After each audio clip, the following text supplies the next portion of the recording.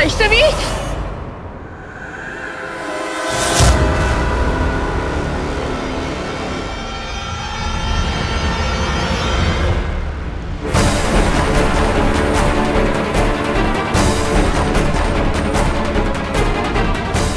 वैष्णवी, बिटिया, वैष्णवी,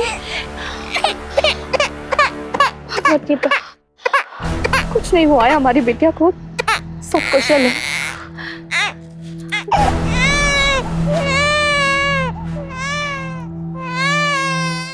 महारानी, वो दासी कहाँ गई जिसने आपको हमारा झूठा संकेत दिया था? पता नहीं राजन, यही थी वो। महिपाल। जी महाराज। ढूंढो उस दासी को। और ये कक्ष बंद कैसे हुआ? और राजकुमारी यहाँ अकेली है तो बाकी सबके कहाँ हैं? जाओ जल्दी ढूंढो। जी महाराज। कौन थी वो दासी? कहां से आई और कहां गई वो?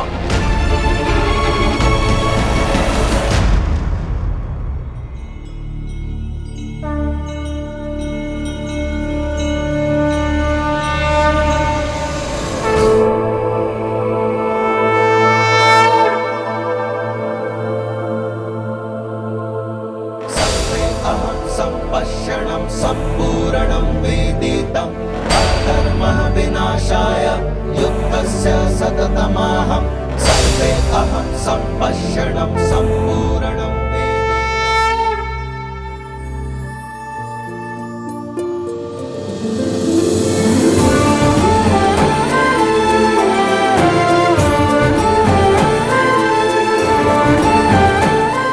हमारी पुत्री तो अभी से नारायण के प्रति श्रद्धा दिखाने लगी। लगता है शीघ्र ही अपना मार्ग चुन लेगी।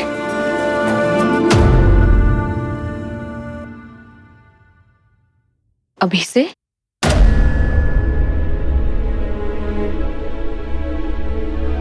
क्या तात्पर्य है आपका राजन?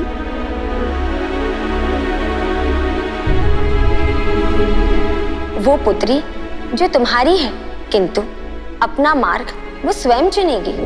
संतान मोह में आकर तुम उसे रोकना नहीं। और अब तक तो तुम्हें भान हो ही गया होगा कि तुम्हारी कन्या कोई साधारण कन्या नहीं। वैष्णवी के जन्म के आनंद में हम अपना इतना बड़ा अनुभव महारानी से बांटना भूल गए। अब वो क्षण आ गया है जब महारानी को भी वैष्णवी की नियति का भान होना चाहिए। आप मौन क्यों हैं? बताइए हमें कि वैष्णवी शीघ्र ही अपना मार्ग चुन लेगी से क्या तात्पर्य था आपका? एक माँ की ममता से बड़ी और कोई अनुभूति नहीं। हमने स्वयं इस ममता को अनुभव किया है। महारानी समृद्धि ने संतान पाने के लिए लंबी प्रतीक्षा की और वैष्णवी के प्रति उनके मोह का अनुमान है हमें। परंतु जब राजा रत्नाकर उन्हें अपने दिए गए वचन के बारे में बताएंगे तो इसकी क्या प्रतिक्रिया होगी? रत्नाकर को उचित समय की प्रतीक्षा करनी चाहिए। देवी,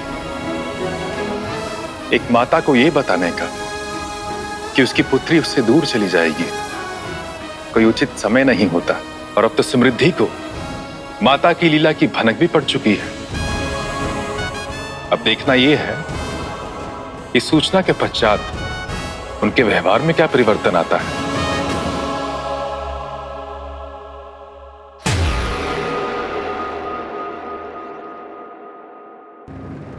ऐसा क्या है राजन जो आप हमसे बांटना भी चाहते हैं और नहीं भी? विनती है आपसे राजन, जो भी बात है हमें शीघ्र बताएं, अन्यथा हमारे हृदय की व्याकुलता हमारे प्राण हर लेगी। महारानी, वैष्णवी के जन्म के समय एक घटना घटी और हमें वचन देना पड़ा। कैसी घटना राजन? कैसा वचन? कब हुआ ये सब? आपने तो कभी इसका उल्लेख भी नहीं किया।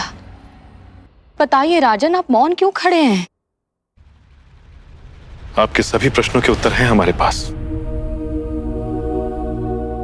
परंतु इसे सुनने के लिए आपको अपने हृदय को कठोर बनाना होगा, क्योंकि ये सत्य आपको अस्थिर कर देगा। आप हमारा तात्पर्य समझ रही है ना? कोई तात्पर्य नहीं समझना हमें राजन। केवल हमारी पुत्री से संबंधित जो भी सत्य है उसे सीधे और सरल शब्दों में जानना है बस। क्षमा चाहते हैं महारानी कि हमने इस सत्य से आपको अनभिज्ञ रखा। कोई बात नहीं, आप आगे बताइए। ये घटना उस समय घटित हुई जब हमारी जीवन में वैष्णवी आई और हम महाराज विमर्ग सेन के साथ युद्ध में लीन थे और एकाएक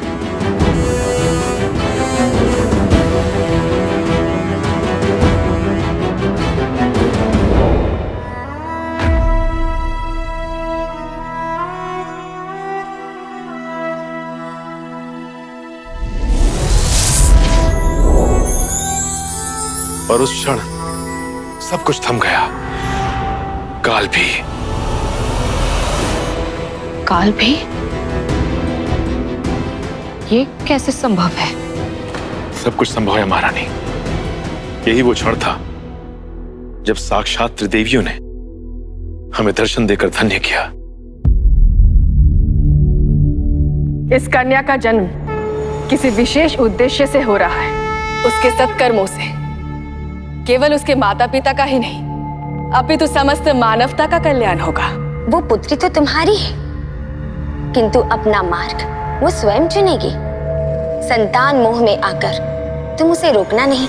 हम वचन देते हैं कि एक बार हमारी पुत्री को उसके इष्ट देव भगवान विष्णु के दर्शन हो जाए, फिर उसके बाद हम उसे कभी भी किसी कार्य के लिए नहीं टोकेंगे और नहीं रोकेंगे। साक्षात त्रिदेवियों की कृपा दृष्टि है हमारी वैष्णवी पर? नहीं नहीं राजन, ये अवश्य आपका कोई भ्रम होगा। कोई स्वप्न देखा होगा आपने। अब मेरी बात तो सुनिए महारानी। एक नश्वर शरीर वाला मनुष्य, वो भी एक शिशु देवियों के लिए क्या महत्व रखेगा? महारानी, आपके मस्तिष्क में उमड़ रहे अविश्वास को हम भली भांति समझते हैं।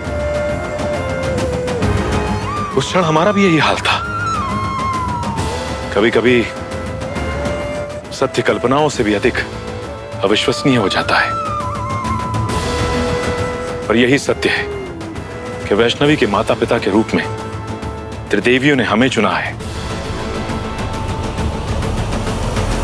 और उन्हें पूरा भरोसा है कि हम वैष्णवी के लालन पालन में कोई त्रुटि नहीं रखेंगे।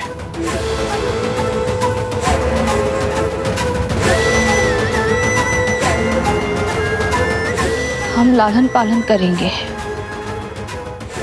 और अंततः वो अपना मार्ग स्वयं चुनेगी और हमसे दूर।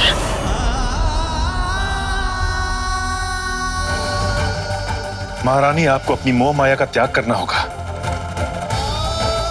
नियति का लिखा कोई नहीं रोक सकता, आप भी नहीं। निसंदेह रोक नहीं सकते, किंतु जब तक हमारी पुत्री का मिलन नारायण से नहीं होगा तब तक उसका दैवीय पथ पर चलना भी तो संभव नहीं होगा ना। हमारा विछोह भी नहीं होगा ना। और एक मां के रूप में हमारी यही कामना है। पुत्री है, एक ना एक दिन वो हमारा घर छोड़कर चली ही जाएगी, तो इतनी शीघ्रता क्यों? भले ही आपको ये हमारा स्वार्थ प्रतीत हो, किंतु ये एक मां की ममता है। जब तक संभव है हम इस होनी को टालते रहेंगे।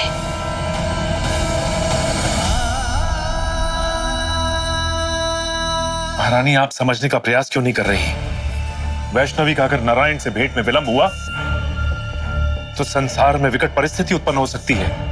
कोई भयानक घोर विपत्ति भी आ सकती है। तो आने दीजिए घोर विपत्ति, मचने दीजिए प्रलय। एक मां का संसार उसकी संतान में ही समाहित है, शेष लोक पराया है। महारानी, जो वचन आपने हमसे बिना पूछे दिया, हम उसकी अवहेलना नहीं कर रहे हैं राजन, किंतु हमें अपनी पुत्री के साथ तनिक और समय चाहिए और ये हमारा अधिकार है।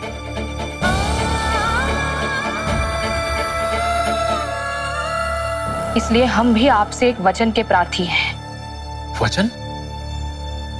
कैसा वचन महारानी? आपको हमें वचन देना होगा।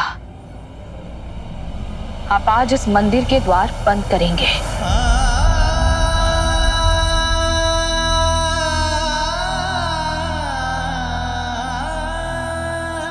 और हमेशा बंद ही रखेंगे।